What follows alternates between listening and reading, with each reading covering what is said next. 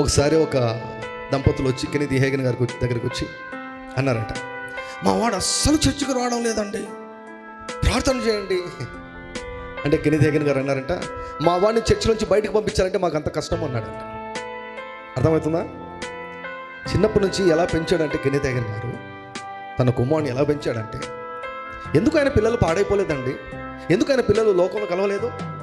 చాలామంది సేవకుల పిల్లలు లోకంలో కలిసిపోయారు, బార్లలో మ్యూజిక్ ఇన్స్ట్రుమెంట్స్ ప్లే చేసుకుంటున్నారు, డబ్బుల కోసం, పైసల కోసం. చేయకూడనటువంటివి, దేవునికి నచ్చనివి, దేవునికి ఇష్టమైన పనులన్నీ డబ్బుల కోసం చేసుకుంటున్నారు. They are not seen in the temple. దేవుని యొక్క మందిరం అంటే అది ఒక క్యాజువల్ అనమాట. అదేదో ఓన్లీ పాస్టర్కి సంబంధించింది అనుకుంటారు.